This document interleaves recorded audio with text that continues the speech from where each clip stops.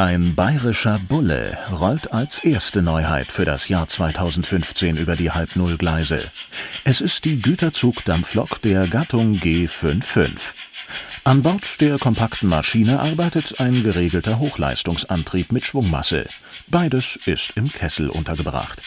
Der Schlepptender entspricht der Bauart 2-2 T21,8. Die Maschine mit der Betriebsnummer 5856 gibt den Vorbildzustand um 1923 wieder. Passende, authentisch gestaltete Güterwagen finden sich im Märklin-Neuheiten-Sortiment.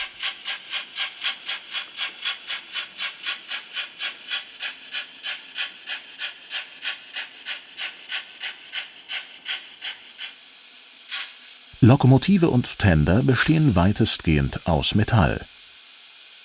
Ja, die G55 war eine schwere Güterzug-Dampflokomotive. Das war die damals stärkste fünffach gekuppelte Dampflokomotive der Länderbahn.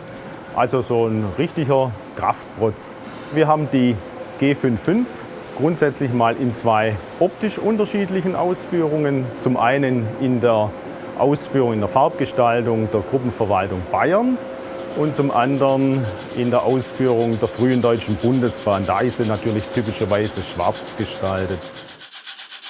Auch dieses Modell gibt es bei Märklin und Trix wahlweise mit und ohne Sound.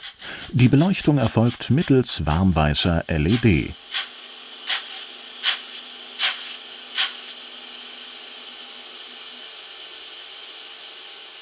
Bereits ab 1911 wurde die Gattung G55 von den Bayerischen Staatsbahnen beschafft.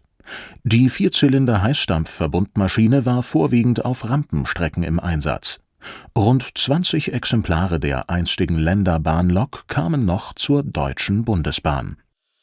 Das Handmuster besteht bereits aus Formteilen und überzeugt durch seinen durchbrochenen Barrenrahmen.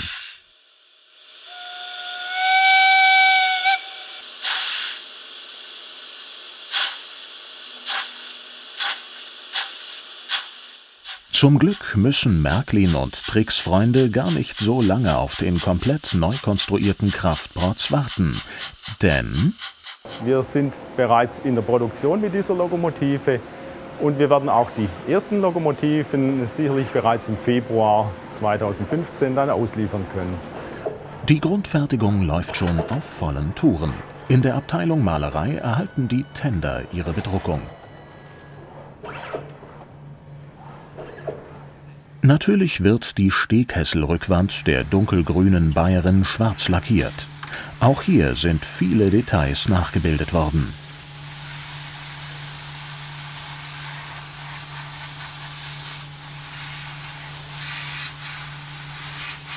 Bald wird sich auch die Montageabteilung mit dem Modell beschäftigen.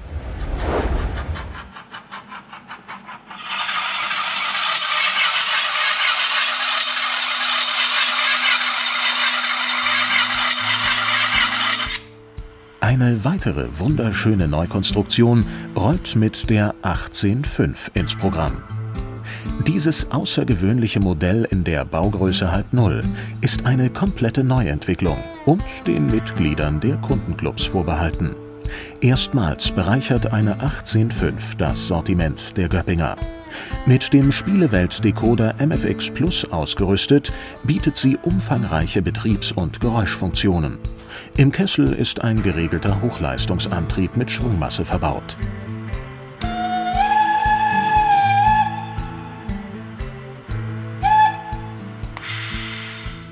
Passend zur Lokomotive erscheint ein Wagenset. Auch das ist den Clubmitgliedern vorbehalten.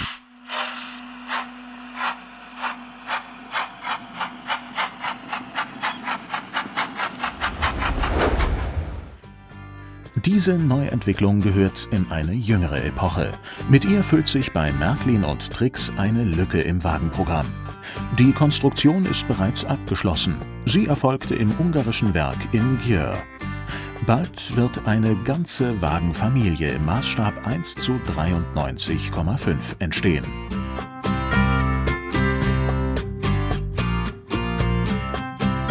Zum Ersten sind es ganz wichtige Wagen für unser Sortiment. da auf diesem Wagentyp viele weitere Wagentypen dann aufbauen, die dann umgebaut wurden von den einzelnen Bahngesellschaften.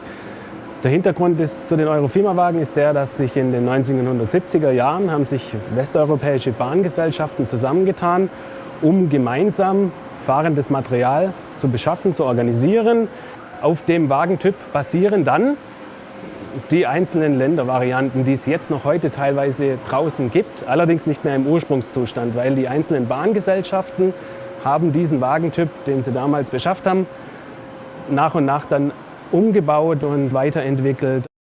So waren diese Wagen nicht nur in Österreich, sondern auch in der Schweiz, in Belgien, Italien und natürlich auch Deutschland im Einsatz.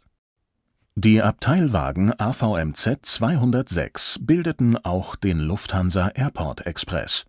Er verkehrte zwischen Frankfurt und Stuttgart, gezogen von einer 111. Dieser Zug kommt als Set 2015 in einmaliger Serie für die MHI in den Handel. Die Dachstromabnehmer der 111 sind über Hub- und Senkantriebe digital schaltbar.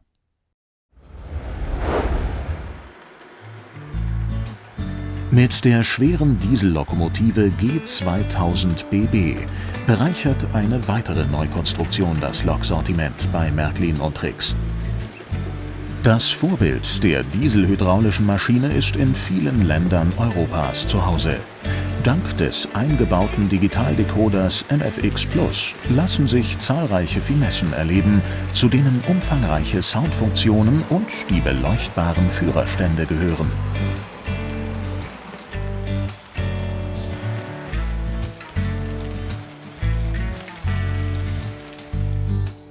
Geeignete Güterwagen finden sich in großer Auswahl im Märklin & Trix Sortiment.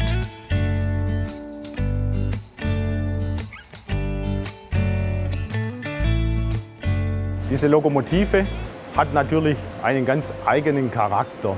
Die Lok hat an den beiden Enden jeweils einen Führerstand und hat einen relativ schmalen Mittelteil, jeweils links und rechts ein Geländer davon.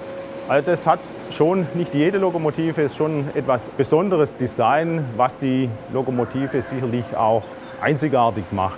Der Träger wird wieder aus Metall sein, der Lokaufbau, speziell der Mittelteil, ebenfalls aus Metall. Die beiden Führerstände sind aus Kunststoff aufgesetzt.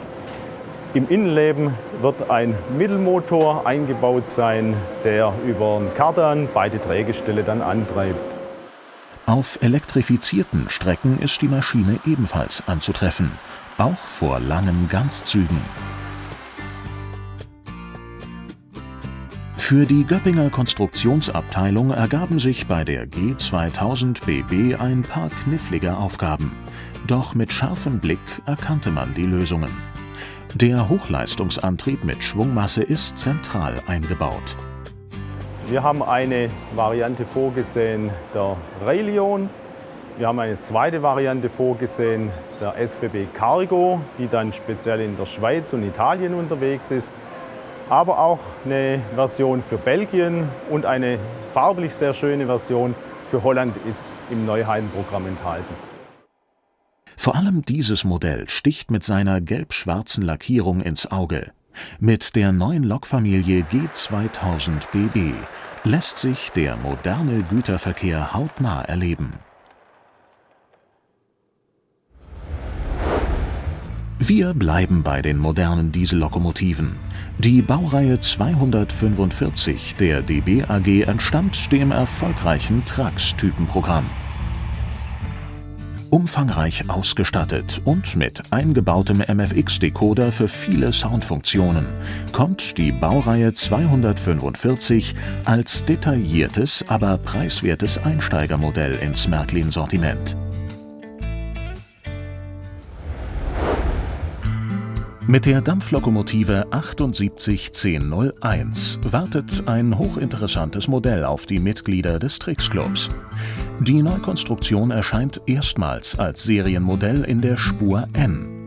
Dabei bestehen Lok und Tender aus Metalldruckguss. Im Kessel ist ein Glockenankermotor mit Schwungmasse verbaut. Mit an Bord sind natürlich auch ein Digitaldecoder und ein Geräuschgenerator. Gekuppelt ist die Lok mit dem Kurztender 2T17.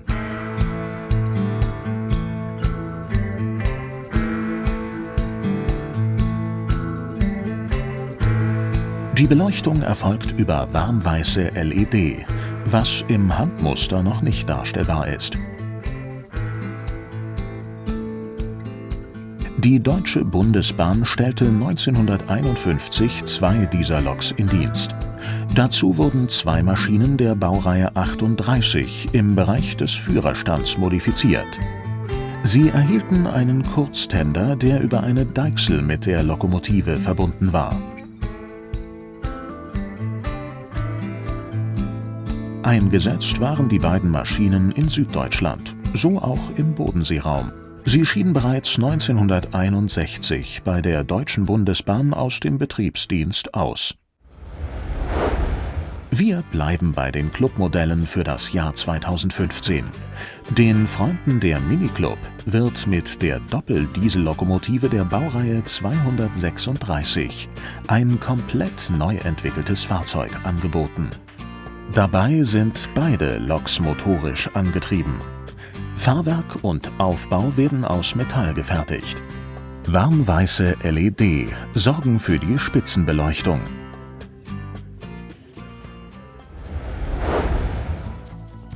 Zum Schluss noch eine Elektrolok in der Baugröße M. Hierbei handelt es sich um ein Modell der Baureihe 151. Nach dem Ende ihrer DB-Karriere kam die Lok bei einer Privatbahn unter und erhielt ein auffälliges Farbkleid in Blau mit geschwungenen Streifen auf dem gesamten Lokkasten. Feine Pantographen und eine detailliert nachgebildete Dachausrüstung zeichnen das Minitrix-Modell aus.